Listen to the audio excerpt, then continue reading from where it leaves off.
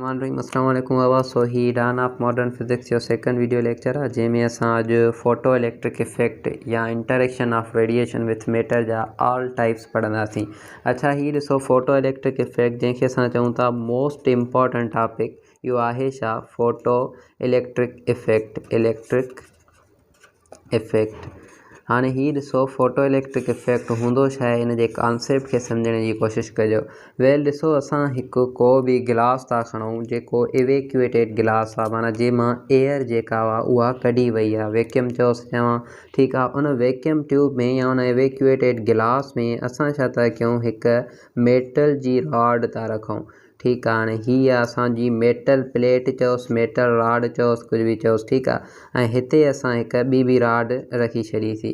अच्छा हाणे छा आहे त हीअ असां हिकु सर्किट था ड्रा कयूं। हीअ अगरि हिते मां सर्किट ड्रा कयो आहे, हिते मां हिकु एमीटर थो हणी छॾियां ऐं हिते हिकु बैटरी अटैच था करे छॾियूं जंहिंमें हाई वोल्टेज आहे। पोइ वरी असांखे लो वोल्टेज अटैच करे छॾीसीं ऐं हीअ शइ जो ही वञी करे अटैच थो थिए हिन सां। हाणे तव्हां मूंखे ॿुधायो अगरि हाई वोल्टेज हिन सां अटैच आहे त हे छा आहे ऐं लो वोल्टेज हिन सां अटैच आहे त हे छा आहे। अच्छा ॾिसो, अगरि लो वोल्टेज हूंदी आहे त असां हुनखे चवंदा आहियूं नेगेटिव टर्मिनल ऐं अगरि हाई वोल्टेज हूंदी त असां हिनखे चवंदासीं पॉजिटिव टर्मिनल। अच्छा हीअ छा आहे, हीअ आहे ए मीटर असांखे करंट जो वैल्यू ॿुधाईंदो आहे त करंट केतिरो पास थो थिए या करंट जो वैल्यू केतिरो आहे ठीकु आहे। ऐं उनखां अलावा वोल्ट मीटर बि हिकु अटैच हूंदो आहे जेको वोल्टेज ॿुधाईंदो आहे। वेल मां हिनखे सिंपल तरीक़े सां तव्हांखे सम्झाइण जी कोशिशि थो कयां तो हुनखे सही तरीक़े सां सम्झो।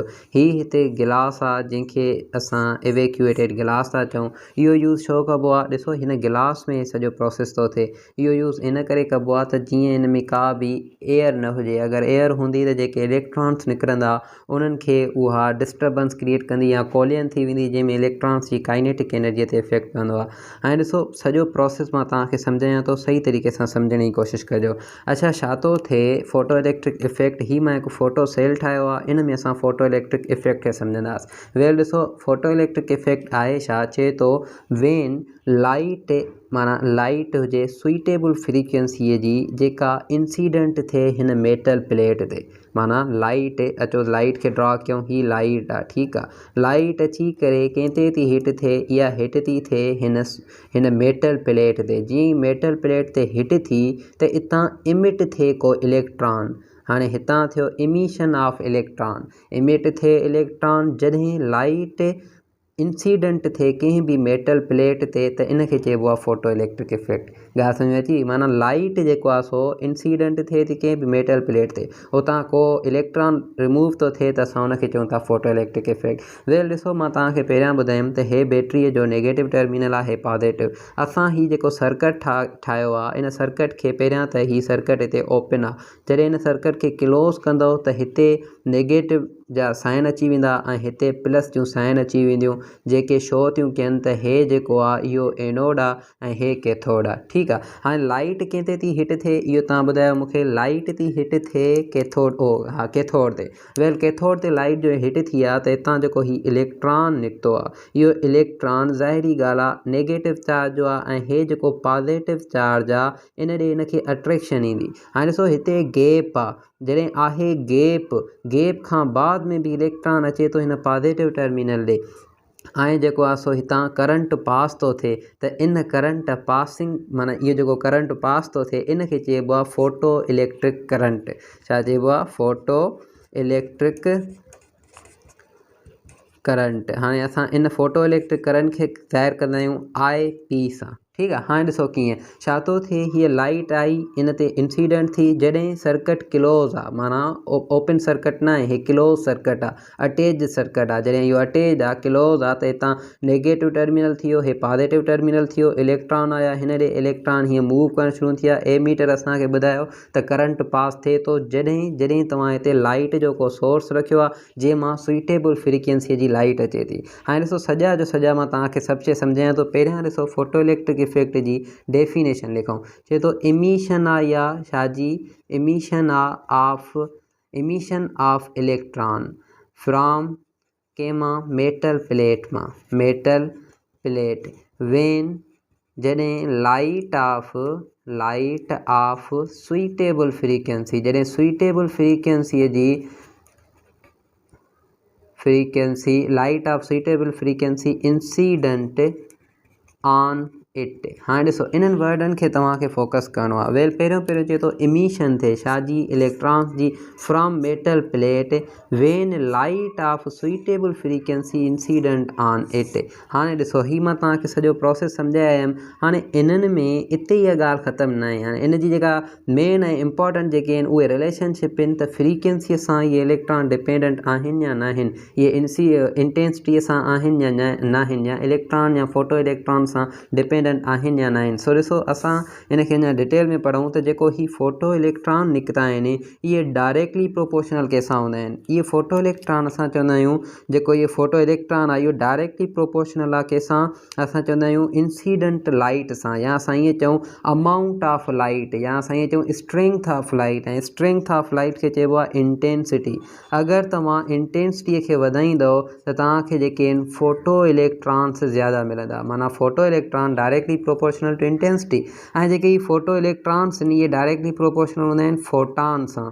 माना नंबर ऑफ फोटान अगरि तव्हां वधाईंदव तव्हांखे फोटो इलेक्ट्रॉन्स बि वधंदा। कीअं ॾिसो अगरि हितां तव्हां फोटान जो नंबर वधाईंदव त हे इलेक्ट्रॉन बि ज़ाहिरी ॻाल्हि आहे ओतिरा वधीक निकिरंदा न। हीअ जेका मेटल जी प्लेट आहे इन में बॉन्डिंग हूंदी आहे, इन बॉन्डिंग खे माना ब्रेक करणो हूंदो आहे। उहो ब्रेक केरु थी करे, हीअ लाइट थी करे। जीअं इहा बॉन्डिंग ब्रेक थी थिए त इन मां ही इलेक्ट्रॉन रिमूव था थियनि, इलेक्ट्रॉन इमिट था थियनि, ऐं उहे इलेक्ट्रॉन हेॾे कैथोड ॾे अची करे करंट खे सॼे खे पास था कनि, ऐं ईअं करंट पास थो थींदो वञे। वेल ॾिसो ही नंबर ऑफ फोटान ऐं फोटो इलेक्ट्रिक करंट आहे ऐं इंटेंसिटी इहे सभु डायरेक्टली प्रोपोर्शनल आहिनि। इहो वरी डायरेक्टली प्रोपोर्शनल हूंदो आहे फोटो इलेक्ट्रिक करंट सां, जंहिंखे चऊं था IP। ऐं इहो डायरेक्टली इहो इनवर्सली प्रोपोर्शनल हूंदो आहे डिस्टेंस जे स्क्वायर सां।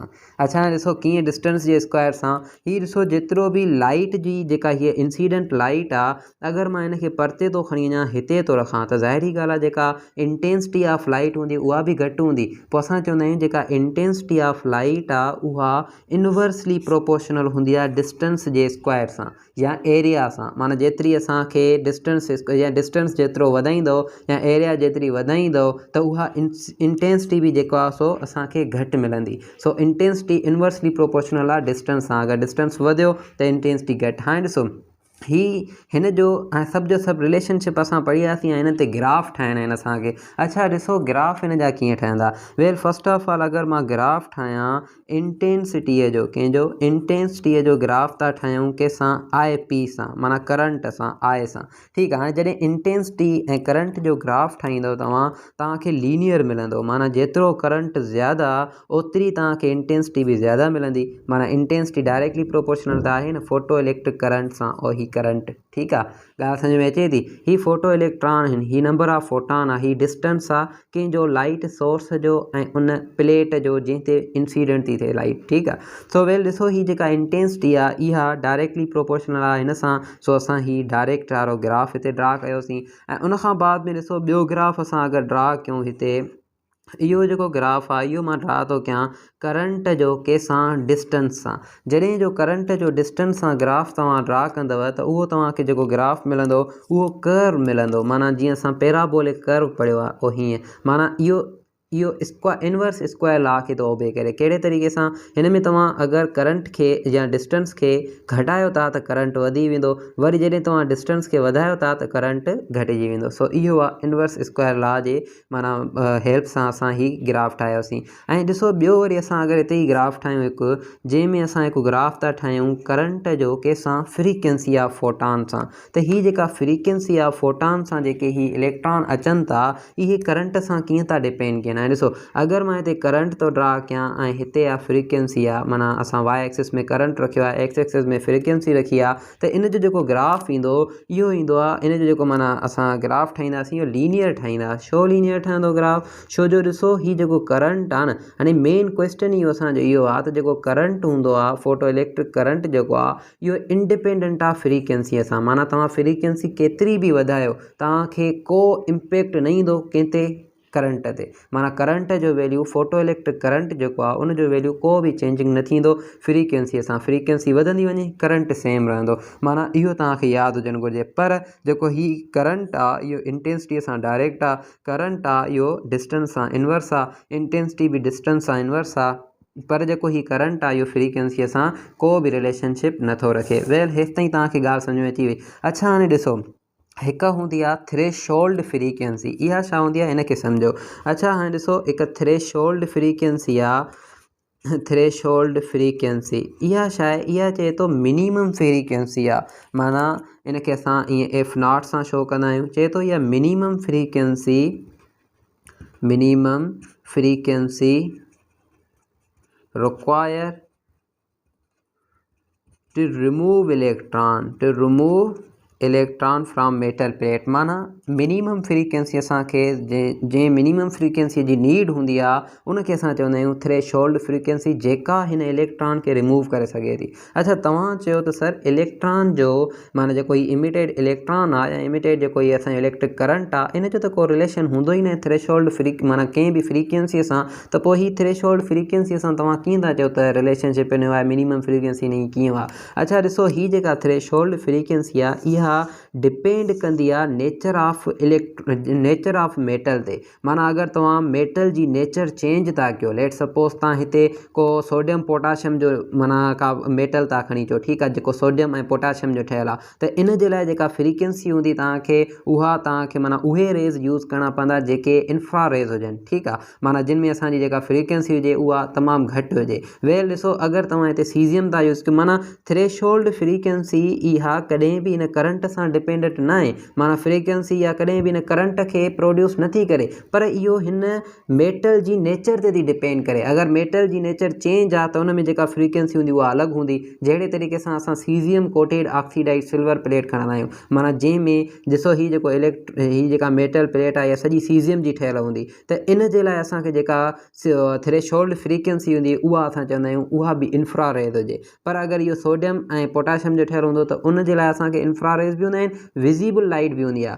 या अलॻि मेटल्स हूंदा त उन जे लाइ तव्हां यूवी बि यूज़ करे सघो था या कुझु बि यूज़ करे सघो था। ॻाल्हि सम्झ में अचे थी। माना जेका हीअ प्लेट आहे इनखे इन मां रिमूव करण जे लाइ जेका हीअ थ्रेशोल्ड फ्रीक्वेंसी आहे इहा चेंजेबल हूंदी आहे, इहा सेम न हूंदी आहे। इहा हिन मेटल ते डिपेंड कंदी आहे, बाक़ी हिन करंट सां को बि रिलेशनशिप न आहे फ्रीक्वेंसीअ जो। इते तव्हांखे ॻाल्हि सम्झ में अचणु घुरिजे। हाणे हीअ जेका थ्रेशोल्ड फ्रीक्वेंसी आहे, ॾिसो फ्रीक्वेंसीअ मां असां हिते एनर्जी बि त कढी सघूं था। एनर्जी कहिड़ी, minimum energy require to remove electron. माना घटि में घटि एनर्जी केतिरी हुजणु घुरिजे जो ही इलेक्ट्रॉन रिमूव थिए। इहा बि डिपेंड कंदी आहे हिन मेटल ते। इहा डिपेंड कॾहिं बि ईअं नथी करे त जेतिरी तव्हां एनर्जी वधायो इलेक्ट्रॉन वधनि, न, कॾहिं बि न। इलेक्ट्रॉन उहे ई निकिरंदा, पर मेटल जी नेचर जेको आहे सो जेका मेटल जी नेचर हूंदी त मूंखे हेतिरा इलेक्ट्रॉन हेतिरी एनर्जी खपे रिक्वायर्ड आहे, उहा मूंखे ॾियो त पोइ मां इलेक्ट्रॉन कढंदुमि। इहा हुआ नेचर, माना प्लेट जी नेचर, ठीकु आहे। हाणे ॾिसो, जेका मिनिमम एनर्जी रिक्वायर्ड हूंदी आहे उनखे चइबो आहे वर्क फंक्शन।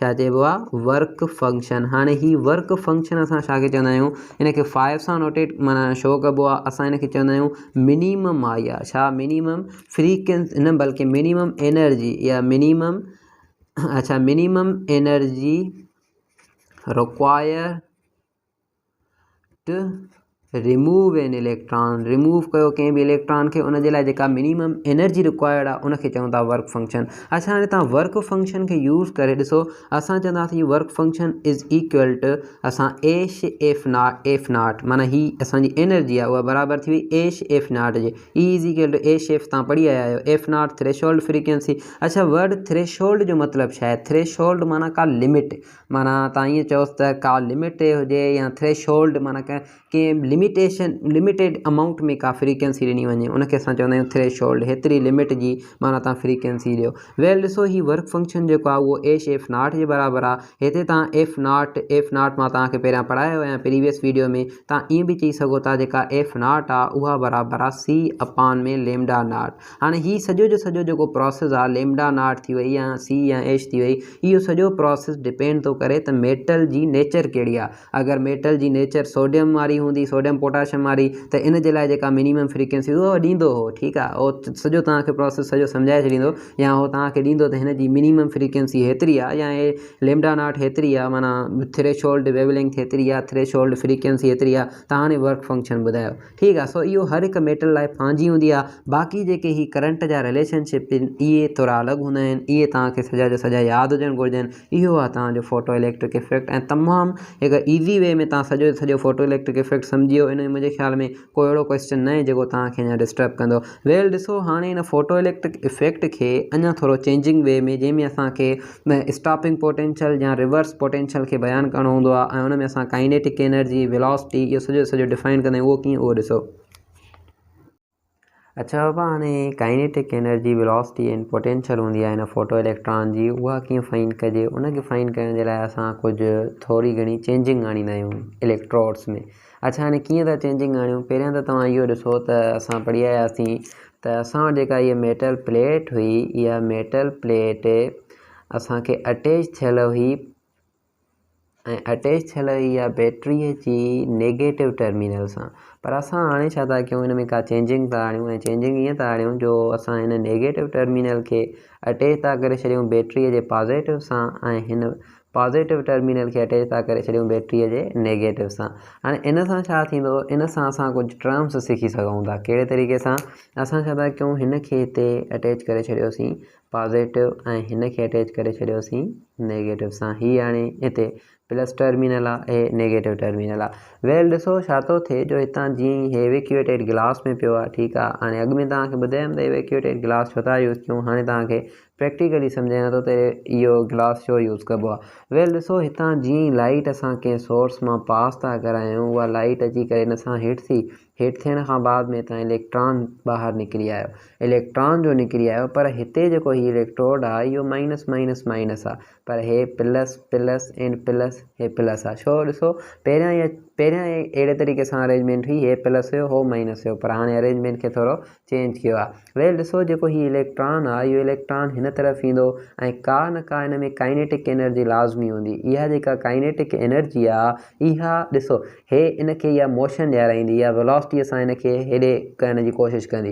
पर छा थींदो, हिकु अहिड़ी पोज़ीशन अची वेंदी, ऐं हिकु अहिड़ी माना जीअं चयो त माना जंहिंमें छा थींदो, हीअ जेका प्लस चार्ज आहे, इहा हिनखे हिन पाण ॾांहुं अट्रैक्ट करण जी कोशिशि कंदी। त जीअं ई हे इलेक्ट्रॉन हिन ॾांहुं अट्रैक्ट थींदो, त कंडीशन हिते हिकु अहिड़ी प्रोड्यूस थींदी जो ही काइनेटिक एनर्जी ऐं हिन जी जेका इहा अट्रैक्शन आहे, इहा ॿई बराबरि थी वेंदियूं आहिनि। इनखे चइबो आहे पोटेंशियल। ऐं कहिड़ी पोटेंशियल?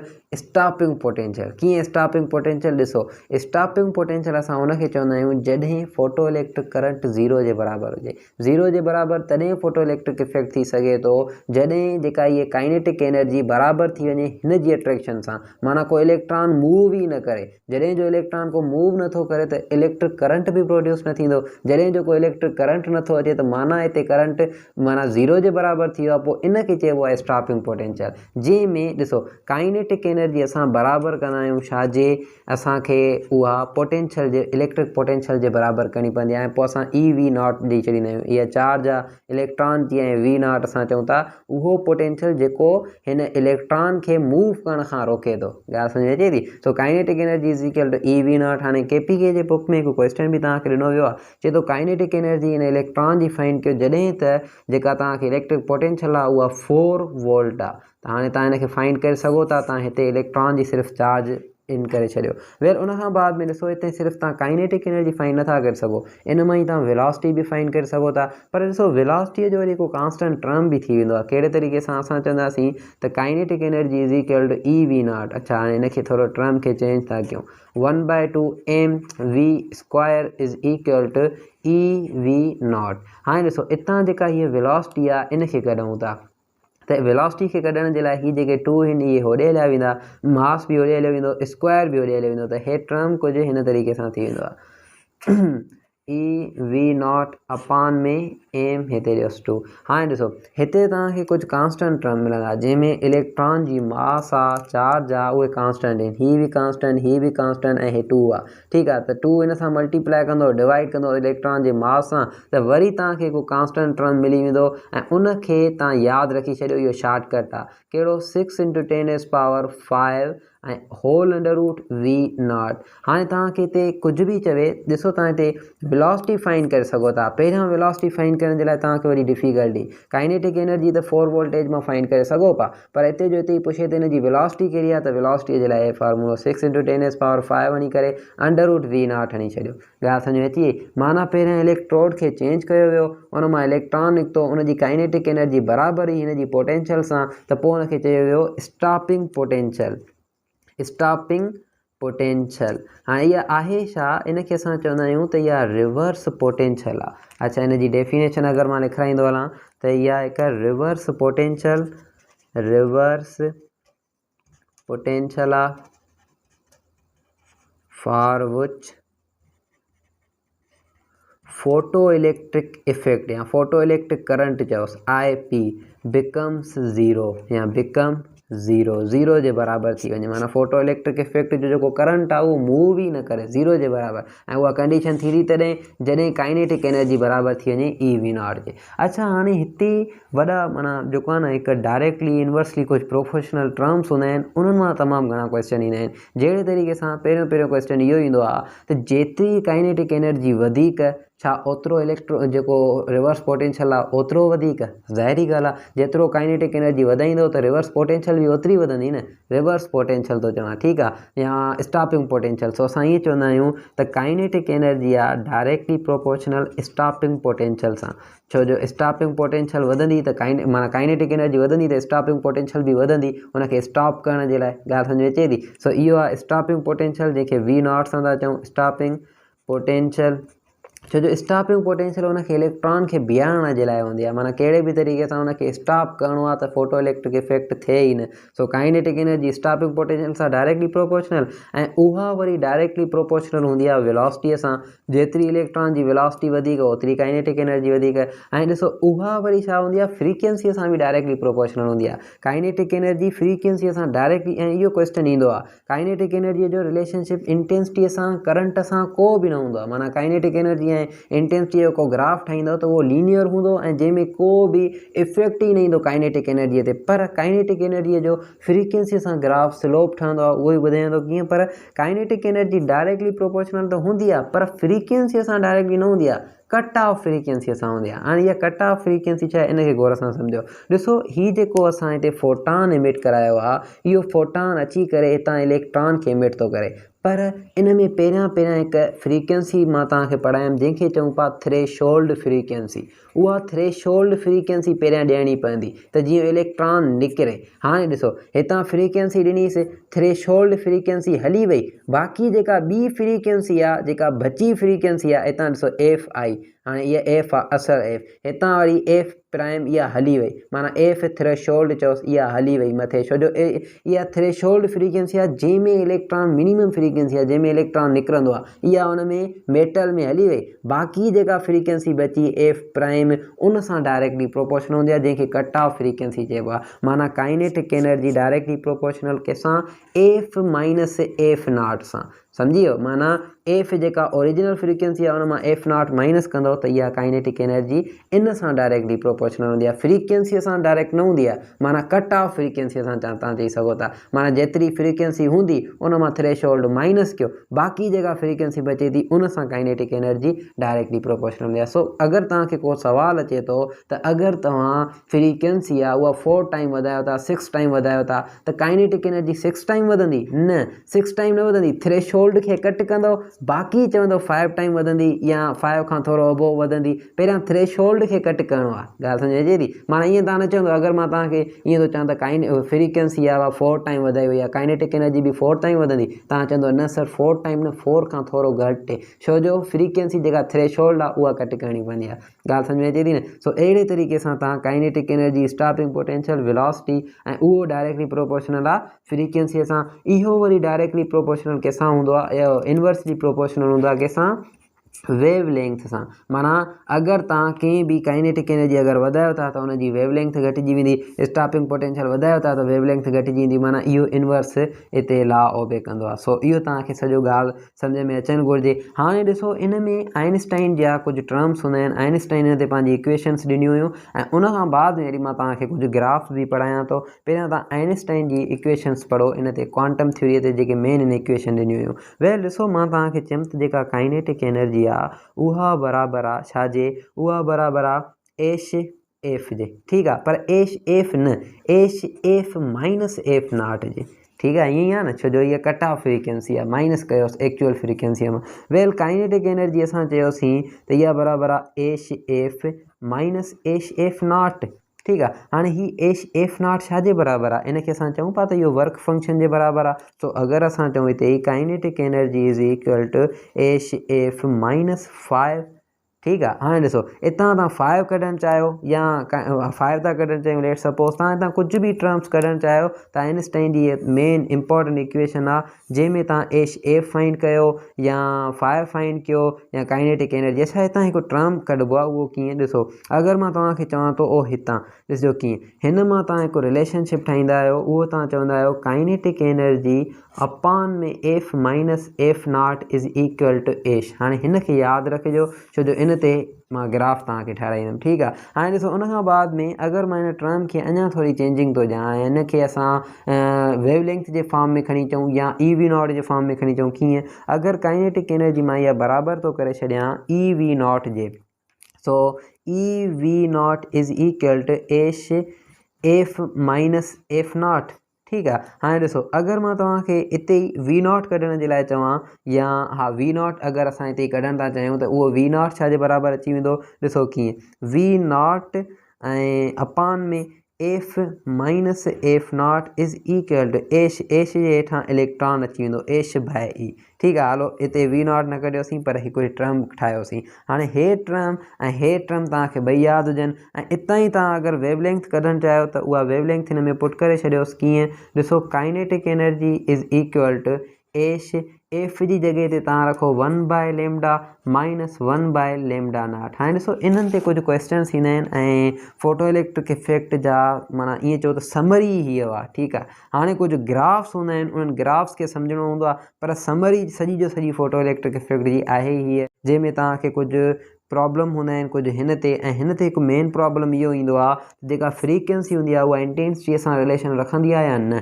तव्हां चवंदो न, करंट सां रिलेशन न, कॾहिं बि न, काइनेटिक एनर्जी करंट न, स्टॉपिंग पोटेंशियल करंट न, कॾहिं बि न, इंटेंसिटी न। हाणे ॾिसो हिन जा रिलेशनशिप हिननि जा पंहिंजा हूंदा आहिनि ऐं हुननि जा वरी पंहिंजा हूंदा आहिनि, जेके मां तव्हांखे पहिरियां रिलेशनशिप पढ़ाया आहिनि इंटेंसिटी ऐं करंट जा रिलेशनशिप, उहे तव्हांखे अलॻि यादि रखणु घुरिजनि फोटो इलेक्ट्रिक इफेक्ट में, ऐं हे अलॻि कुझु हे प्रॉब्लम्स आहिनि जेके तव्हांखे सही तरीक़े सां अचणु घुरिजनि, ऐं कुझु आइंस्टाइन जी इक्वेशन जा कुझु प्रॉब्लम्स इहे सही तरीक़े सां अचणु घुरिजनि। हाणे असांजा कुझु ग्राफ्स हूंदा आहिनि जेके ई तमामु इम्पॉर्टेंट हूंदा आहिनि।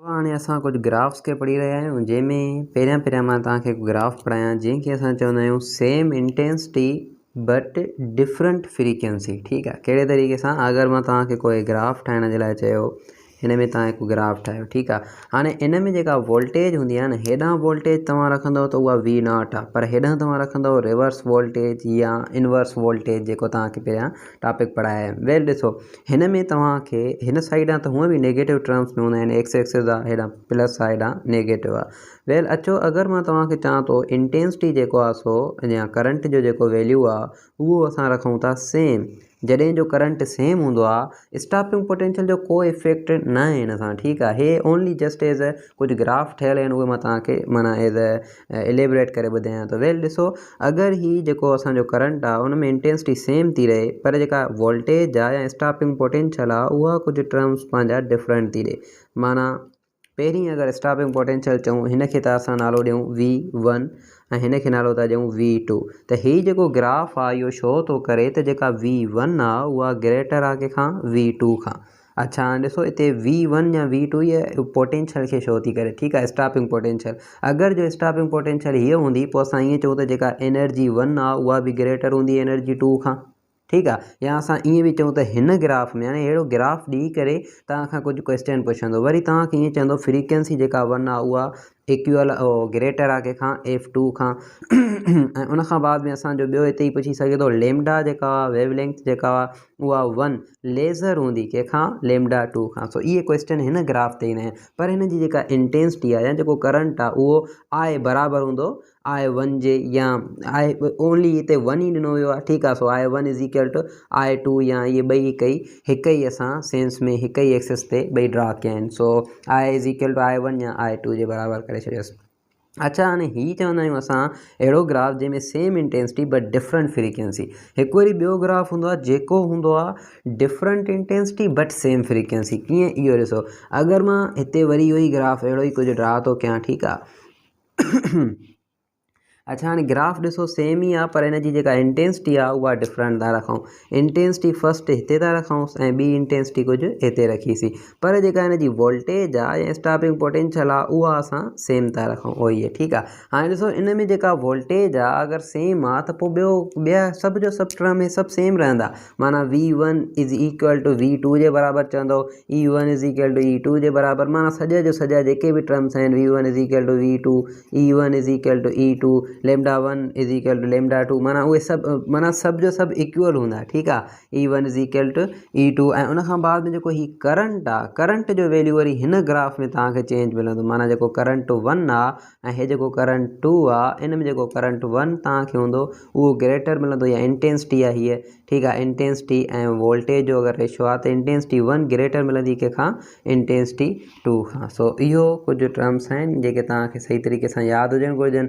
ऐं हे जेको ग्राफ असां चवंदा आहियूं इहो चवंदा आहियूं डिफरेंट फ्रीक्वेंसीअ जो, हीउ ग्राफ जेको आहे इहो सेम फ्रीक्वेंसीअ जो ग्राफ आहे ऐं इन में फ्रीक्वेंसी बि सेम रहंदी, लैम्डा बि सेम मिलंदी, सभु शइ सेम मिलंदी, ठीकु आहे, पर इंटेंसिटी इन में डिफरेंट आहे। अच्छा ॾिसो हिकु वरी ॿियो ग्राफ आहे जंहिं ग्राफ खे थोरो ईअं था ड्रा कयूं। अच्छा हाणे हीउ कुझु ग्राफ आहे जंहिंमें असां छा था कयूं, हितां रखूं था काइनेटिक एनर्जी ऐं हितां रखूं था इंटेंसिटी। हाणे इन इंटेंसिटी ऐं काइनेटिक एनर्जी जो रिलेशनशिप अॻुड़े मां तव्हांखे सही तरीक़े सां डिटेल में ॿुधायमि, जंहिंमें सॼो ॿुधायमि त इंटेंसिटी जो काइनेटिक एनर्जीअ सां को 1% बि को रिलेशनशिप न आहे, माना इंटेंसिटी वधंदी वेंदी, kinetic energy potential stopping potential हुजे या उनखां अलावा असांजी एनर्जी हुजे या फ्रीक्वेंसी हुजे, लैम्डा हुजे, कंहिं ते को इफेक्ट न पवंदो आहे जॾहिं को करंट असां इंक्रीज़ था कयूं। छा ते इफेक्ट पवंदो, करंट काइनेटिक एनर्जी जो इफेक्ट पवंदो आहे फ्रीक्वेंसीअ ते, काइनेटिक एनर्जी जो इफेक्ट पवंदो आहे स्टॉपिंग पोटेंशियल ते। उन जा ग्राफ वरी कुझु अलॻि हूंदा आहिनि, कहिड़े तरीक़े सां, हाणे ॾिसो अगरि मां को ग्राफ थो ठाहियां, हीउ हिकु ग्राफ आहे, ठीकु आहे। हाणे हीउ ग्राफ तमामु ही हिकु इम्पॉर्टेंट ग्राफ आहे, इन खे थोरो सही तरीक़े सां सम्झिजो। हाणे हिन ग्राफ में असां छा था ड्रा कयूं, इन ग्राफ में मां तव्हांखे चवां थो त रिलेशनशिप खणो कंहिंजो, काइनेटिक एनर्जीअ जो रिलेशनशिप खणो विथ फ्रीक्वेंसीअ सां। हाणे ॾिसो हिते जॾहिं तव्हां फ्रीक्वेंसीअ सां रिलेशनशिप खणंदा आहियो न बाबा, त पहिरियां तव्हां इहो गौर सां यादि रखी छॾियो त काइनेटिक एनर्जी तॾहिं ईंदी आहे जॾहिं थोरी घणी असांखे पहिरियां थ्रेशोल्ड फ्रीक्वेंसी ॾियणी पई, माना थ्रेशोल्ड फ्रीक्वेंसी हितां थोरो हिते परते अची करे हाणे जेका काइनेटिक एनर्जी आहे उहा डायरेक्टली प्रोपोर्शनल हूंदी फ्रीक्वेंसीअ सां, ठीकु आहे। माना काइनेटिक एनर्जी थ्रेशोल्ड वई, बाद में जेका फ्रीक्वेंसी आहे उहा काइनेटिक एनर्जी सां डायरेक्टली प्रोपोर्शनल, स्लोप लीनियर, ऐं हिन जो जेको स्लोप हूंदो उहो बराबरि छाजे, अगरि मां तव्हांखे चवां काइनेटिक एनर्जी, अच्छा हिन सॼी जो सॼी असां हिन एक्स एक्सिस खे खणूं था, ठीकु आहे, एफ माइनस एफ नॉट, त इहो बराबरि ॾिसो अॻोड़े असां पढ़ी आयासीं, मां तव्हांखे सॼो डिटेल में ॿुधायमि त kinetic energy F minus f not हूंदी त उहो एच जे बराबरि हूंदो। ऐं ॿियो बि मां तव्हांखे ॿुधायमि जेको एच बाय ई जे बराबरि हो उहो पोटेंशियल डिफरेंस या असांजो इलेक्ट्रिक पोटेंशियल या स्टॉपिंग पोटेंशियल जो हुयो कंहिंसां, उहो असांजो रिलेशनशिप हुयो वरी असांजी के फ्रीक्वेंसीअ सां, त उहो रिलेशनशिप एच बाय ई जे बराबरि हो, हे ओनली एच जे बराबरि आहे। वेल ॾिसो हिते अगरि इहो त अची वियो, पर हितां जेका हीअ हुआ इनखे असां चवंदा आहियूं फाइ, माना वर्क फंक्शन, ऐं वर्क फंक्शन खे असां जेको आहे सो नेगेटिव वाई में ड्रा कंदा आहियूं, ऐं उहो जेको आहे वर्क फंक्शन जेको हे आयो आहे इहो ॾिसो कीअं थींदो आहे। ऐं लेट सपोज़ हीअ हितां खां वठी हीअ काइनेटिक एनर्जी आहे ऐं पोइ आहे वर्क फंक्शन, त माना असां छा चवंदासीं त हिन जी जेका टोटल एनर्जी थींदी उहा छाजे बराबरि, सो टोटल एनर्जी असां चवंदासीं बराबरि थींदी छाजे, total energy is equal to kinetic energy plus phi. ऐं total energy plus kinetic energy plus phi, ही बि आइंस्टाइन जी इक्वेशन मां तव्हां फार्मूलो कढी सघो था जेका अॻोड़े पढ़ायोमांव था। वेल उन खां बाद में ॾिसो अगरि मां तव्हां खां हिते क्वेश्चन थो पुछां, चवांव थो त जेका काइनेटिक एनर्जी आहे उहा रखूं था लेट सपोज़ 5, ऐं जेका हिते वर्क फंक्शन आहे उहो असां रखूं था 2। हाणे ॾिसो वर्क फंक्शन आहे नेगेटिव वाई में, त असां हिनखे -2 करे रखंदासीं। हाणे तव्हां मूंखे ॿुधायो त हिन जी टोटल एनर्जी केतिरी थींदी आहे। टोटल एनर्जी फाइंड करण जे लाइ तव्हां वरी उहो ई फार्मूलो हणंदव, कहिड़ो, तव्हां चवंदव sir total energy is equal to kinetic energy plus work function, ठीकु आहे। हाणे हिन जे त तव्हांखे सिर्फ़ु पुट करणा आहिनि, पर हिकु तव्हांखे ध्यान में रखिणो आहे, माना उहो इहो त ही ओनली छो थो करे त ही एक्स एक्सिस जेका आहे उहा माइनस में आहे, ठीकु आहे। सो तव्हां हिते वर्क फंक्शन 2 प्लस में रखंदव, कहिड़े तरीक़े सां 2 प्लस हीअ आयो 5, त हाणे ही टोटल एनर्जी तव्हांजी घणी अची वई 7। सो तव्हां हिन ग्राफ मां इहो फाइंड करे सघो था। वेल जेको अॻु ॿुधायोमांव हिकु ॿियो ग्राफ आहे जंहिंखे असां चऊं था स्टॉपिंग पोटेंशियल जो ग्राफ, उहो ड्रा कयूं। अच्छा, उहो ड्रा कीअं कबो, उहो बि सेम ई माना असां ड्रा कंदासीं। हिते रखंदासीं इहे स्टॉपिंग पोटेंशियल, हिते रखी आहे इहा फ्रीक्वेंसी। ठीकु आहे, हिनखे बि थ्रेशोल्ड खां बाद में असांखे कढणो आहे। अच्छा, हाणे थ्रेशोल्ड जीअं थी वेंदी त हितां हीअ फ्रीक्वेंसीअ जो हे बि स्लोप आहे। छो जो ॾिसो जेका स्टॉपिंग पोटेंशियल आहे उहा बि डायरेक्टली प्रोपोर्शनल आहे फ्रीक्वेंसीअ सां। सो अचो हिते अगरि स्लोप कढणु चाहियूं V0 त एफ फ्रीक्वेंसी पहिरियां उहा रखो, पोइ माइनस स्टॉपिंग पोटेंशियल, पोइ इज़ इक्वल टू हिनखे करे छॾींदो।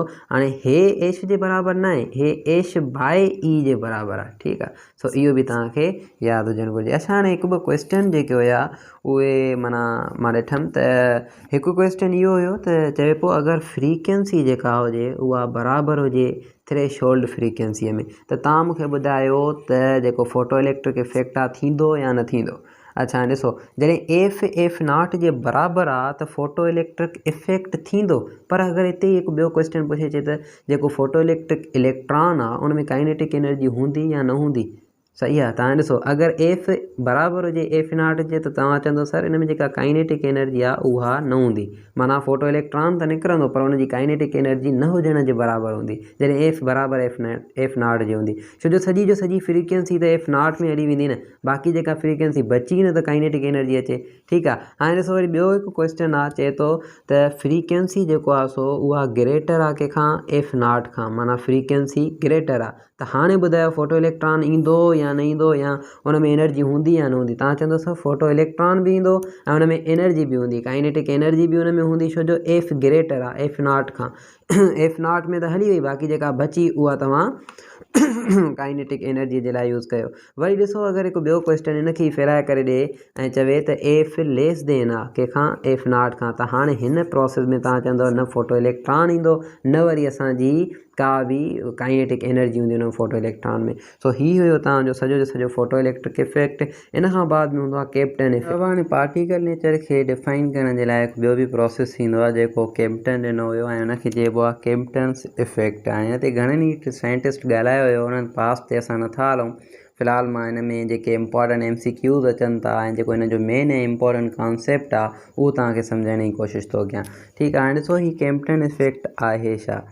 हाणे ही कैप्टन्स इफेक्ट जेको आहे हिन जो ॿियो नालो हूंदो आहे Compton's scattering. Why we are calling it Compton's scattering, छो जो ॾिसो इन में जेके एक्स रेज़ आहिनि या गामा रेज़ आहिनि इहे यूज़ कया वेंदा आहिनि। ठीकु आहे, फॉर स्कैटरिंग। ठीकु आहे, हाणे एक्स रेज़ या गामा रेज़ जेके स्कैटरिंग जे लाइ यूज़ था कया वञनि, इन्हनि जी वरी हिकु स्पेसिफिक एनर्जी हूंदी आहे ऐं उहो जेको एनर्जीअ जो पैटर्न आहे उहो मां तव्हांखे ॿुधायो आहियां हर हिक जो। जीअं असां फोटो इलेक्ट्रिक इफेक्ट में पढ़ी आयासीं त जेका एनर्जी हुजे must be mean lower than 0.5 mega electron volt खां। ठीकु आहे, हाणे हिते जेका एनर्जी आहे न इहा energy must be greater than हुजे 0.5 मेगा इलेक्ट्रॉन वोल्ट खां, ऐं प्लस जेका इहा एनर्जी आहे उहा लेज़र देन हुजे कंहिंखां 1 मेगा इलेक्ट्रॉन वोल्ट खां। ठीकु आहे, हाणे ॾिसो इहो प्रोसेस आहे छा।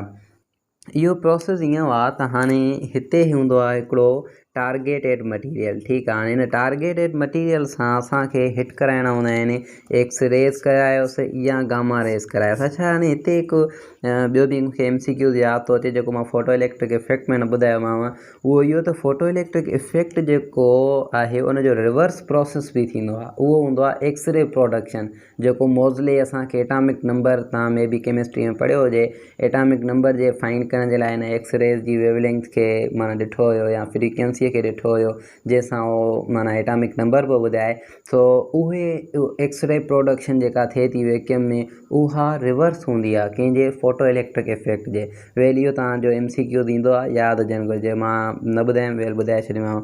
हाणे छा थो थिए, हीअ असां चऊं हिन ते त जेको कैप्टन्स इफेक्ट आहे उन में जेके हीअ असांजा जेके गामा रे था अचनि इन्हनि गामा रे जा जेका ऐं ॾिसो इन में स्केटर या इनिशियल जा जेके गामा रे आहिनि उन्हनि जो रिलेशनशिप ई हूंदो आहे जेको तव्हांखे यादि रखिणो आहे, बाक़ी ॿियो कुझु बि न। ऐं केम्पटन इफेक्ट जी जेका मेन इक्वेशन आहे ऐं उनजा जेके कांस्टेंट इन जेका डिफरेंट एंगल ते या डिफरेंट फॉर्म्स आहिनि, बसि इहे ई यादि रखणा आहिनि केम्पटन्स जा। वेल ॾिसो हाणे छा थो थिए, जो हीउ आयो जीअं टारगेटेड मटीरियल, इहो बाद में हितां स्केटर थी वेंदो। जीअं ही स्केटर थो थी वञे त हिन जा कुझु जेको टर्म्स आहिनि उहे असांजा इंक्रीज़ था थियनि या कुझु डिक्रीज़ था थियनि। ऐं हीउ जेको हिते इलेक्ट्रॉन आहे इहो इलेक्ट्रॉन हलियो थो वञे कुझु हिन साइड काइनेटिक एनर्जीअ सां। अच्छा हाणे ॾिसो हिन इलेक्ट्रॉन में काइनेटिक एनर्जी काॾां आई? इहा काइनेटिक एनर्जी ज़ाहिरी ॻाल्हि आहे, हीउ जेको एक्स रे आयो इहा हिनखे हिन काइनेटिक एनर्जी ॾिनी आहे, हिन एक्स रे। वेल पोइ असां ईअं चऊं त जेको हीउ एक्स रे आहे इन जी एनर्जी ज़्यादा हुआ बनस्बत हिन एक्स रे जे, जेको हीउ एक्स रे स्केटर थी वियो आहे, ईअं चई सघूं था। छो जो ॾिसो हिन जी एनर्जी कुझु वरी हेॾे बि त हली थी वञे न, पोइ हिन जी एनर्जी घटि थींदी न। अच्छा हाणे ॾिसो असां चऊं था जेका ई एस आहे माना स्केटर्ड एक्स रे जी जेका एनर्जी आहे उहा लोअर आहे कंहिंखां, जेका ई आई आहे माना इनिशियल एक्स रेस खां। ठीकु आहे, हाणे ॾिसो हिन टर्म मां तव्हां सभ जो सभु टर्म्स करे सघो था। इन मां तव्हां लेमडा कढी सघो था, इन मां तव्हां जेको आहे सो फ्रीक्वेंसी मोमेंटम कुझु बि फाइंड करे सघो था। वेल मां अगरि तव्हां खां पुछां त जेका इनिशियल एक्स रे आहे ऐं जेको फाइनल एक्स रे आहे स्केटर्ड आहे उनजी फ्रीक्वेंसीअ में रिलेशनशिप ॿुधायो त तव्हां छा चवंदव त सर जेका ही हिते असांजी फ्रीक्वेंसी स्केटर्ड आहे उहा लोअर हुजणु घुरिजे, छो जो फ्रीक्वेंसी डायरेक्टली आहे एनर्जीअ सां लोअर थी वेंदी कंहिंखां एफ आई खां। अच्छा मोमेंटम बि सेम थी वेंदो, मोमेंटम बि लोअर थी वेंदो कंहिंखां आई खां। पर जेका हिते वेव लेंथ आहे न उहा तव्हां हिते ई ॾिसंदव त हिन जी इनिशियल जी ऐं स्केटर जी इंक्रीज़ थियल आहे। हाणे ॾिसो असां छा चवंदासीं, असां ईअं चवंदासीं त जेको वेव लेंथ स्केटर्ड आहे उहा ग्रेटर देन हूंदी आहे कंहिंखां इनिशियल खां। हाणे हिन रिलेशन मां तव्हां माना केम्पटन जी मेन इक्वेशन फाइंड करे सघो था। वेल ही तव्हांखे अगरि सम्झ में अची वियो आहे हेसि ताईं त तमामु बहितर, छो जो इन मां तव्हां इन जी डेफिनेशन्स बि डिफरेंट फाइंड करे सघो था। ऐं बसि ही आहे असांजो सॼो केम्पटन इफेक्ट। हाणे ॾिसो केम्पटन जी शिफ्ट हूंदी आहे, असां शिफ्ट पहिरियां बि पढ़ी चुका आहियूं डॉपलर इफेक्ट में, पर हाणे ही जेका शिफ्ट आहे वेव लेंथ जेका हुआ उहा बराबरि हूंदी आहे change in S minus change in आई जे। ठीकु आहे, हाणे ॾिसो जेका ही चेंज इन वेव लेंथ आहे न इन जो तव्हां फार्मूलो रखी सघो था। या चेंज इन शिफ्ट जेका आहे या जेको आहे सो केम्पटन्स शिफ्ट जेका हुआ इहा बराबरि छाजे हूंदी आहे। हाणे केम्पटन्स शिफ्ट जी हिकु माना मेन इम्पॉर्टेंट इहो फार्मूलो ड्राइव थींदो आहे कंहिंमां। हाणे इहो ड्राइव करण जे लाइ तव्हांखे मोमेंटम ऐं काइनेटिक मोमेंटम ऐं एनर्जी कंज़र्व रखणा पवंदा आहिनि ऐं उहो हिकु वॾो हिकु प्रोसेस थींदो आहे, डेरिवेशन थींदी आहे, ओॾे बि मां तव्हांखे नथो वठी हलां। वेल उहा डेरिवेशन करे तव्हां हिन जी जेका वेव लेंथ आहे या जेका सो केम्पटन शिफ्ट आहे फाइंड करे सघो था, जेका बराबरि हूंदी आहे एश अपान में m nought c 1 minus cos theta. यानी ये वॾी डेरिवेशन हूंदी आहे, सॼी जो सॼी ड्राइव कबी आहे। वेल ॾिसो हाणे हेसि ताईं तव्हांखे अगरि ॻाल्हि सम्झ में अची वई त हिन में बसि हीअ जेका इक्वेशन आहे न इन ते क्वेश्चन्स हूंदा आहिनि। लेट सपोज़ कयो असां छा था कयूं, जेका एंगल था रखूं केम्पटन शिफ्ट खे मालूम करण जे लाइ उहा रखूं था 0 डिग्री। जॾहिं तो असां हिन एक्स रे खे 0 डिग्रीअ ते हिट कराईंदासीं त पोइ ॾिसूं केम्पटन जी शिफ्ट केतिरी थी अचे। ठीकु आहे, ॾिसो हाणे केम्पटन शिफ्ट तव्हां सेम रखंदव, एश अपान में एम नॉट सी फ़िलहाल जे लाइ सेम रखो, या इहो सॼो जो सॼो हे टर्म जेको आहे न एश अपान में एम नॉट सी इहो कांस्टेंट जे बराबरि बि हूंदो आहे। हाणे हिन जो जेको कांस्टेंट आहे उहो इहो आहे त ही जेको आहे हिन जो कांस्टेंट 2 × 10⁻, आई थिंक सो हा 2.4 × 10⁻⁻12 मीटर जे बराबरि हूंदो आहे। ठीकु आहे, सो ही हिन जो ई कांस्टेंट आहे। वेल अच्छा असां पिया चऊं त 0 डिग्री आहे त हिते रखोसि 1 माइनस कास 0। ठीकु आहे, हाणे केम्पटन जी 0 डिग्रीअ ते छा ते वैल्यू मिले शिफ्ट जो उहो फाइंड करिणो आहे। कास 0 1 जे बराबरि, सो 1 माइनस 1 छाजे बराबरि 0 जे, माना सॼी जो सॼी केम्पटन शिफ्ट 0 जे बराबरि थी वेंदी 8 डिग्री से, माना 0 डिग्रीअ जे अगरि असां एंगल ते हिनखे हिट कराईंदासीं। वेल ॾिसो इहा हुई 0 डिग्री। अगरि मां 0 नथो रखां डिग्री, अगरि 60 डिग्री थो रखां त पोइ टर्म केतिरो मिलंदो, पोइ तव्हांखे जेका इहा वेव लेंथ हूंदी या जेका इहा केम्पटन शिफ्ट हूंदी उहा हाफ जे बराबरि अची वेंदी। माना कीअं, ही चेंज इन शिफ्ट कयोसीं या शिफ्ट केम्पटन शिफ्ट कयोसीं, इहा थी वेंदी एश अपान में एम नॉट सी ऐं हिते हणोसि 1/2 इहो टर्म अची वेंदो। वेल ॿियो इहा हूंदी आहे 180 डिग्री ते। 180 डिग्री ते असां चवंदा आहियूं इहा डबल थी वेंदी आहे, माना इहा बराबरि थी वेंदी 2h m0c जे। सो इहे तव्हांखे कुझु एंगल्स यादि हुजणु घुरिजनि। ऐं इहो बि तव्हांखे यादि हुजणु घुरिजे त जेको केम्पटन शिफ्ट आहे इन में ओवरऑल मोमेंटम ऐं काइनेटिक एनर्जी बि कंज़र्व हूंदा आहिनि, ऐं उन मां ई असां हीउ सॼो जो सॼो फार्मूलो ड्राइव कंदा आहियूं। ॻाल्हि सम्झ में अची वई। सो इन खे तव्हां ईअं सॼो केम्पटन इफेक्ट सॼो जो सॼो इहो आहे। अच्छा हाणे ॿियो ॾिसो, हिन इक्वेशन खे तव्हां वरी डिफरेंट फॉर्म्स में बि लिखंदा आहियो हिन इक्वेशन खे, ऐं इन इक्वेशन खे डिफरेंट फॉर्म्स में लिखी करे तव्हांखे डिफरेंट काइंड्स जा प्रॉब्लम्स ईंदा आहिनि। कहिड़े तरीक़े सां ॾिसो, चेंज इन वेवलेंथ हूंदी आहे बराबरि change in lambda s minus lambda i जे। ठीकु आहे, हाणे हीअ त असांजी केम्पटन जी शिफ्ट आहे, इहा बराबरि आहे h/m0c ऐं 1 - cos थीटा जे। पर ही त असांजा लेमडा एस ऐं लेमडा आई सेम रहिया न। अगरि मां तव्हांखे चवां लेमडा एस फाइंड करे ॾेखारियो, माना स्केटर्ड लेमडा, त पोइ तव्हां लेमडा आई खे हेॾे खणी ईंदव, हीउ सॼो तव्हांखे एंगल वग़ैरह ॿुधाईंदो त 0 डिग्री आहे या कहिड़ी बि डिग्री आहे, पोइ हे कांस्टेंट टर्म आहे, उन सां उनखे मल्टीप्लाए करे सिंपली तव्हां माना स्केटर्ड वेवलेंथ फाइंड करे सघो था। वेल ॾिसो, अगरि तव्हांखे स्केटर्ड वेवलेंथ नथो चए ऐं स्केटर्ड इते ई चए थो स्केटर्ड फ्रीक्वेंसी फाइंड करे ॾेखारियो, त फ्रीक्वेंसी हिन जी बराबरि जे लाइ कीअं अची वेंदो, उहो डिफरेंट फॉर्म थी वेंदो।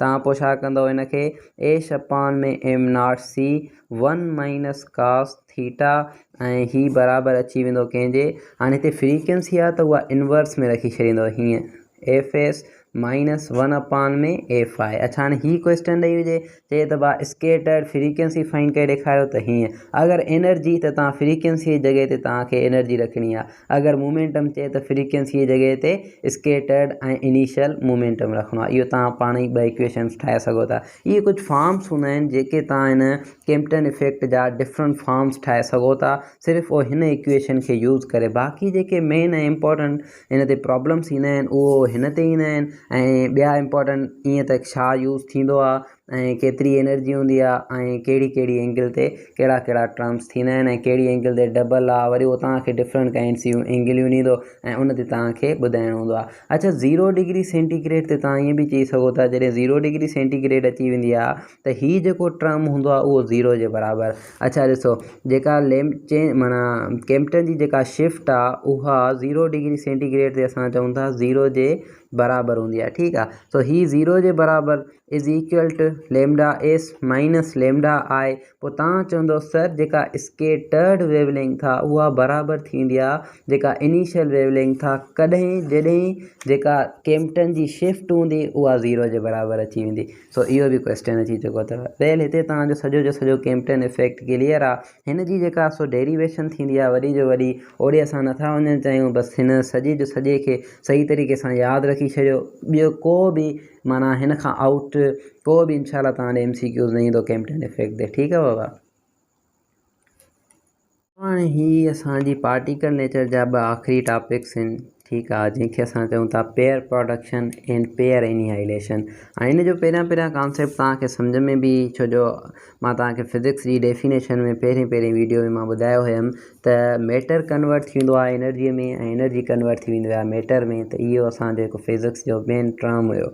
वेल ॾिसो, हाणे ही प्रोसेस आहे जंहिंमें असां छा था कयूं, पेयर प्रोडक्शन में कन्वर्जन था कयूं। छाजी कन्वर्जन था कयूं, मैटर जेको आहे न उहो एनर्जी जेको आहे सो असांजी कन्वर्ट थी वञे मैटर में। हाणे एनर्जी कंहिंजी एनर्जी, ॾिसो असां जेको फोटान पढ़ी रहिया आहियूं त उहो फोटान जेको हुजे उनजी एनर्जी जेका हुजे must be greater than 1 mega electron volt, ऐं उहो हूंदो आहे असांजो गामा फोटान। ठीकु आहे, हाणे गामा जी असां चवंदा आहियूं 1 मेगा इलेक्ट्रॉन वोल्ट खां वधीक एनर्जी हूंदी आहे। अच्छा हाणे उहो छा करे, उहो अची करे हिट करे, कंहिंसां हिट करे, विसिनिटी ऑफ न्यूक्लियस सां। हाणे ही हेवी न्यूक्लियस आहे। ठीकु आहे, ही हेवी न्यूक्लियस सां अची करे गामा फोटान हिट कंदो। जीअं ई अची गामा फोटान हिन सां हिट कंदो, हिट बि ईअं त माना कंप्लीट हिटिंग नथी थिए, हिते थींदी आहे थोरी हिन जी जेको असांजो न्यूक्लियस आहे इन जी रिकॉइलिंग थींदी आहे हिन तरफ़, ऐं हे असांजो हिन तरफ़ वेंदो आहे। पोइ इन मां असांखे ॿ पार्टिकल ऐं एंटी पार्टिकल निकिरंदा आहिनि। हिकिड़ो हूंदो आहे असांजो इलेक्ट्रॉन निकिरी ईंदो आहे ऐं ॿियो असांजो पॉज़िट्रॉन निकिरी ईंदो आहे। ठीकु आहे, हाणे हीउ जेको इलेक्ट्रॉन ऐं पॉज़िट्रॉन आहे जेको असांखे गामा फोटान मां था निकिरनि, इन्हनि जी जेको आहे सो न एनर्जी माना सेम हुजणु घुरिजे, छो जो हीउ जेको पेयर प्रोडक्शन आहे इन में law of conservation of energy ऐं मोमेंटम ॿई यूज़ थींदा आहिनि। हाणे ॾिसो क्वेश्चन ईंदा इहे आहिनि। पहिरियों क्वेश्चन इहो थो अचे त असां छा हिकु गामा फोटान मां, जेको हीउ गामा फोटान आहे इन मां ओनली वन इलेक्ट्रॉन कढी सघूं था, माना फोटान जेको असांजो पॉज़िट्रॉन निकिरे ई न, पार्टिकल जो एंटी पार्टिकल निकिरे ई न, छा ईअं पॉसिबल आहे? तव्हांखां हिकु क्वेश्चन आहे। ठीकु आहे, ऐं ॿियो क्वेश्चन तव्हांखां इहो आहे त जेको मोमेंटम आहे सॉरी जेका पेयर प्रोडक्शन आहे उहा असां वैक्यूम में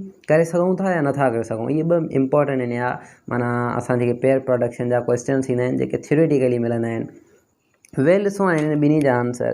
पहिरियों आंसर इहो ॾिसो त जेको गामा फोटान आहे उहो कॾहिं बि माना ईअं नथो करे सघे त ओनली हिकु इलेक्ट्रॉन कढे, इहो वायोलेशन थी वेंदी कंहिंजी लॉ ऑफ कंज़र्वेशन ऑफ एनर्जीअ जी, law of conservation of energy. कीअं? Of energy.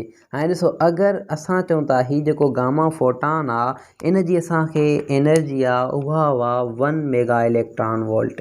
जॾहिं जो हिन जी 1 मेगा इलेक्ट्रॉन वोल्ट आहे त असां आइंस्टाइन जी इक्वेशन जे मुताबिक़ रेस्ट मास कंहिंजी बि माना रेस्ट एनर्जी कंहिंजी बि फाइंड करे सघूं था। पोइ इलेक्ट्रॉन जी असां रेस्ट एनर्जी फाइंड कई आहे, उहा असांखे मिलंदी आहे 0.511 मेगा इलेक्ट्रॉन वोल्ट। इलेक्ट्रॉन जी जेको आहे सो रेस्ट मास एनर्जी आहे। वेल ॾिसो अगरि इहा रेस्ट मास एनर्जी इलेक्ट्रॉन जी आहे 0.511 मेगा इलेक्ट्रॉन वोल्ट, त हिन जे एंटी पार्टिकल जी बि त एतिरी एनर्जी हूंदी न। अगरि ॾिसो ओनली असां हिकु इलेक्ट्रॉन कढंदासीं त उन में एनर्जी एतिरी ई अची वेंदी, वधीक न ईंदी। पर अगरि ॿ कढंदासीं त ॿिन्ही जो सम ॾिसो कीअं 0.511 प्लस 0.511, त तव्हां ॾिसंदव त हीअ आयो असांजो 221 ऐं 220 ऐं हेॾां अची वियो हे 1। ठीकु आहे, माना 1.022। ठीकु आहे, त हाणे ॾिसो ॿिन्ही जो अगरि सम था कढूं त पॉसिबल थिए थो त गामा फोटान जी जेका हीअ 1.02 मेगा इलेक्ट्रॉन वोल्ट उहा असांखे पूरी जो पूरी मिले थी। इन जे करे असां चवंदा आहियूं त इहा वायोलेशन आहे law of conservation of energy जे, ऐं गामा फोटान ॿई कढंदो, हिकिड़ो नथो कढी सघे को बि। ठीकु आहे, पहिरियों क्वेश्चन इहो। ॿियो क्वेश्चन तव्हांखां इहो आहे त छा इहो वैक्यूम में पॉसिबल आहे? अच्छा, हाणे वैक्यूम में पॉसिबल न आहे। छो न आहे? छो जो इहो वायोलेशन कंदो आहे law of conservation of momentum जी, ऐं हुनजी हिकु डेरिवेशन थींदी आहे वॾी। ठीकु आहे, हाणे छो उहो इअं माना कीअं ॿुधायां थो चाहियां तव्हांखे त जेका वैक्यूम आहे न, वैक्यूम में तव्हां या त at a time energy find करे सघो था, माना एनर्जीअ खे कंज़र्व करे सघो था, या एट ए टाइम मोमेंटम खे कंज़र्व करे सघो था।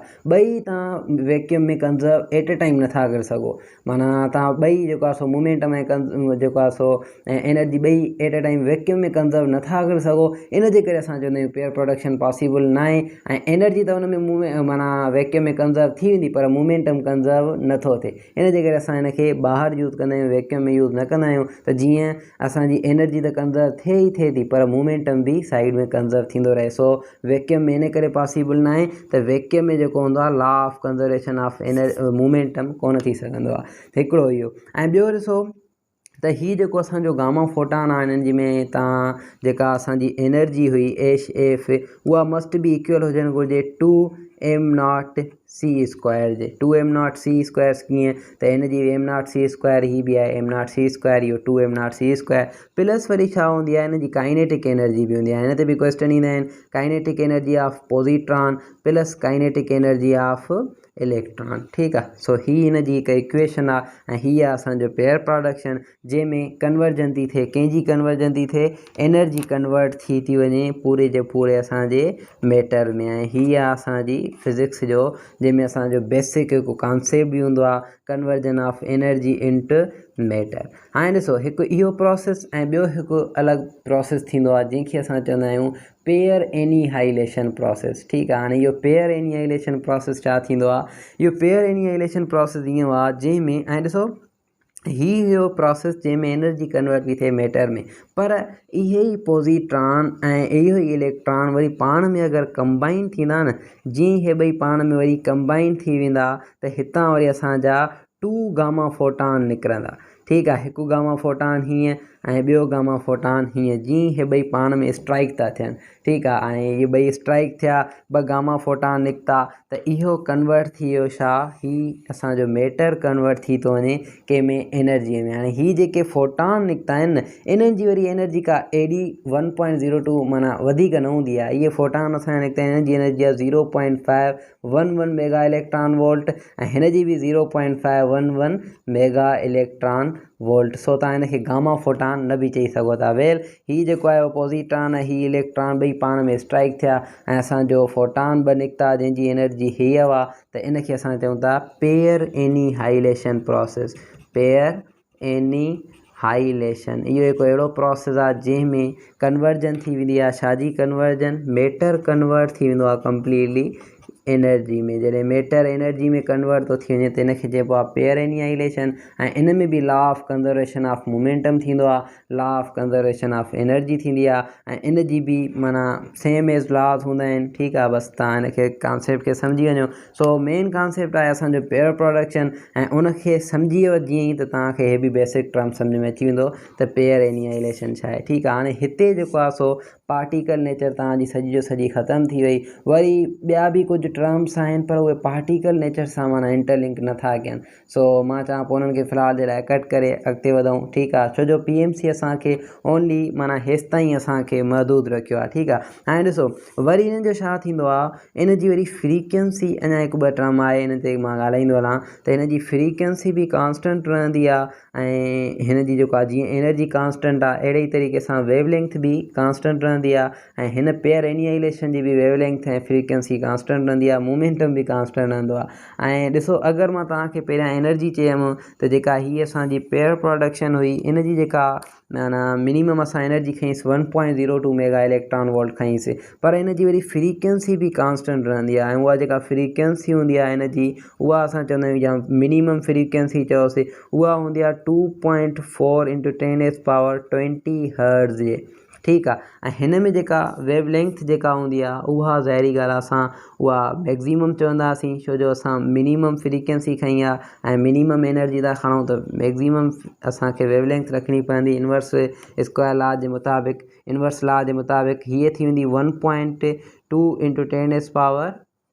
10⁻12 असांजी मीटर। माना वेवलेंथ हेतिरी हुजणु घुरिजे, फ्रीक्वेंसी हेतिरी हुजणु घुरिजे ऐं एनर्जी हुजणु घुरिजे 1.02 मेगा इलेक्ट्रॉन वोल्ट, त हीअ जेको प्रोसेस आहे पेयर प्रोडक्शन पॉसिबल आहे, अदरवाइज़ इहो पॉसिबल न आहे। अहिड़े ई तरीक़े सां हिन जी जेका फ्रीक्वेंसी हूंदी आहे उहा बि तव्हांखे माना ॿुधाई वई आहे, त हिन जी जेका एनर्जी आहे ऐं फ्रीक्वेंसी आहे उहा बि मिनिमम मैक्सिमम तव्हांखे यादि हुजणु घुरिजे। अच्छा, हिन जी जेका एनर्जी मिनिमम आहे उहा असां चवंदा आहियूं त 0.511 मेगा इलेक्ट्रॉन वोल्ट हुजणु घुरिजे ऐं हिन जी जेका फ्रीक्वेंसी मिनिमम आहे उहा बि तक़रीबन 1.23 × 10⁻20 हर्ट्ज़ हुजणु घुरिजे ऐं हिन जी जेका सो वेवलेंथ आहे उहा तक़रीबन 2.4 × 10⁻−12 मीटर हुजणु घुरिजे। सम्झ में अची ॻाल्हि। ऐं इहा वरी वेवलेंथ मैक्ज़िमम खणंदासीं। छो मैक्ज़िमम? छो जो फ्रीक्वेंसी मिनिमम आहे, एनर्जी मिनिमम आहे। हाणे पेयर प्रोडक्शन जे लाइ लाज़मी आहे त हेतिरी एनर्जी हुजणु घुरिजे, छो जो इहो प्रोसेस असांजो तॾहिं थो थिए जॾहिं हिन जी एनर्जी ऐं हिन जी एनर्जी मिनिमम असांजी 0.511 आहे ऐं असांखे जेको फोटान था मिलनि उहे बि 0.511 मेगा इलेक्ट्रॉन वोल्ट जा था मिलनि ऐं पेयर प्रोडक्शन में मैटर कन्वर्ट थो थी वञे एनर्जीअ में ऐं हुन जा कुझु टर्म्स आहिनि, ठीकु आहे बाबा। हाणे हिते तव्हांजी पार्टिकल नेचर सफ़ा कंप्लीट थी वई।